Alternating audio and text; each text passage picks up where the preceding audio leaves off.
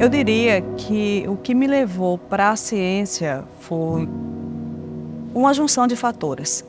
Todos eles estão relacionados com os professores que eu tive. Eu adorava resolver as questões de matemática, né? Mas era inspirada no professor. Era o professor que motivava. Aí depois caminhou para física, tive um professor de física. Era excelente. Eu sempre me encantei pelos professores, né? Que você olhava e dizia, puxa, eu queria saber o tanto que ele sabe.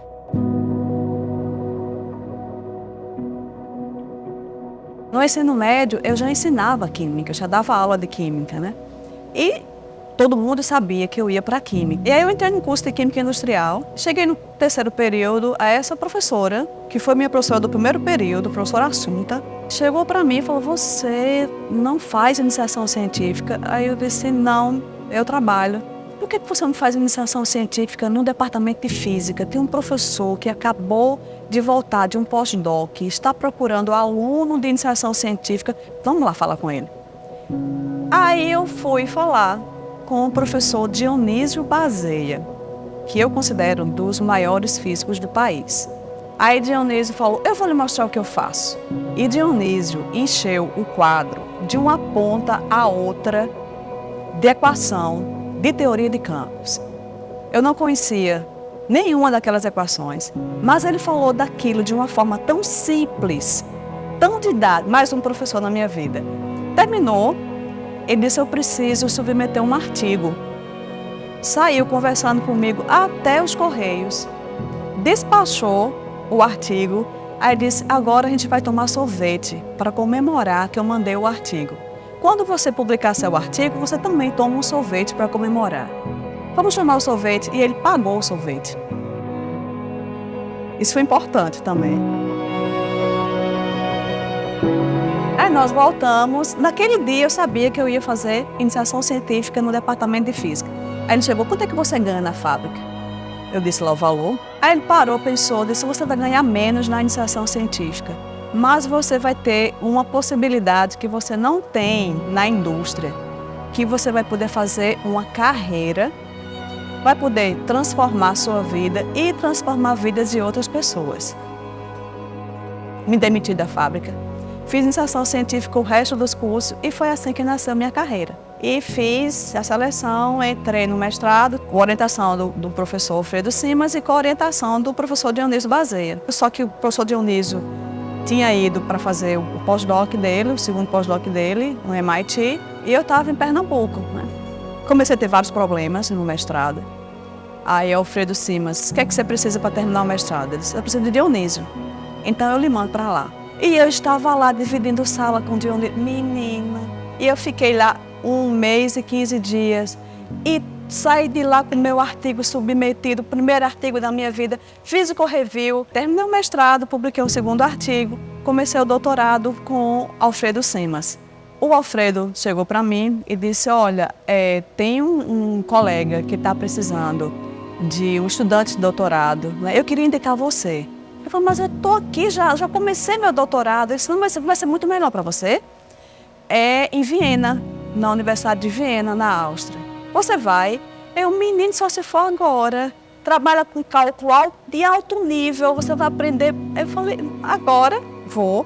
E fui para a Universidade de Viena trabalhar com o professor Hans Lischka, um homem fantástico, um dos melhores dessa área, né? Eu acho que ele hoje, eu considero ele o maior nome de química teórica computacional. E foi lá, no doutorado, que eu desenvolvi a minha linha de pesquisa e trouxe para cá. Foi muito, muito, muito difícil, mas consegui aprender uma técnica, né, que são cálculo de estrutura eletrônica altamente correlacionado a algo que não tinha ainda no Brasil, tinha muito pouco, porque é um tipo de cálculo que requer uma demanda computacional muito alta. E quando eu terminei o doutorado, aí novamente, e agora? Tinha algumas possibilidades. Possibilidade seria continuar um pós-doutorado, talvez na Europa, mas na minha cabeça só tinha uma coisa.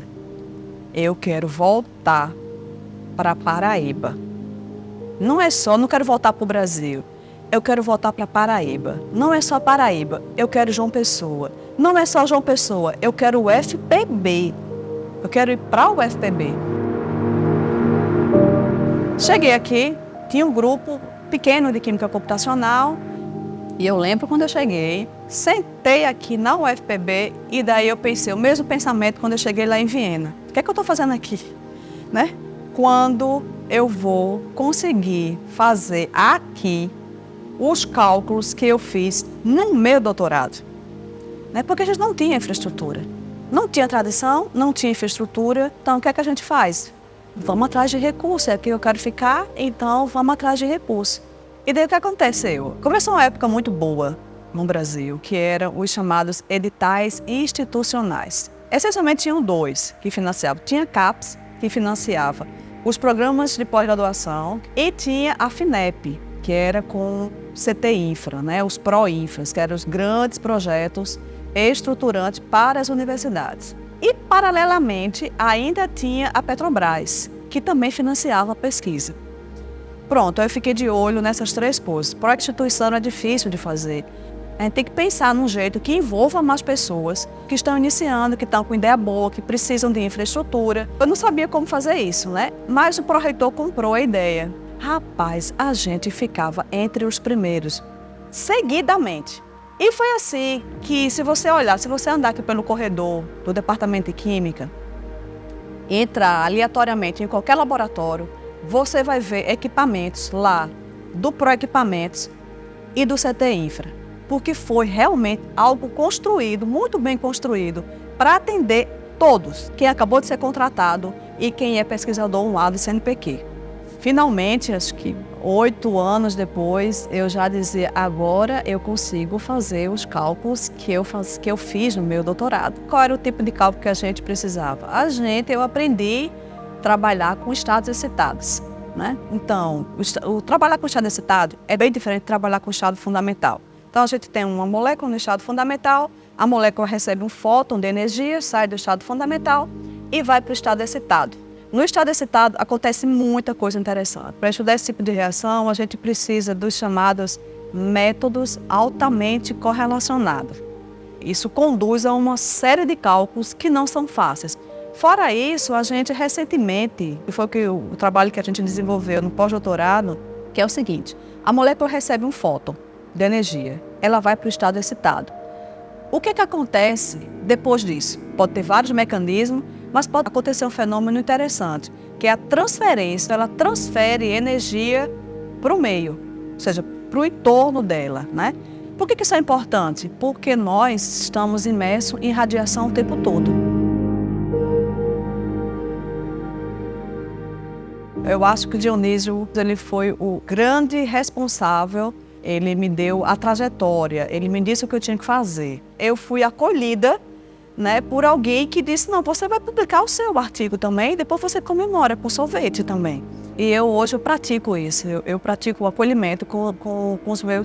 Porque às vezes você não sabe de que mundo a pessoa veio, não sei de que mundo você veio. Mas eu acho que todas as pessoas precisam se sentir acolhidas, entendeu? Os professores que eu tive, eles vivem em mim. E eu quero viver por um tempo, né, pelo menos em algumas gerações, né, na lembrança dos meus alunos. Certamente é o que eu mais gosto de fazer, é dar aula.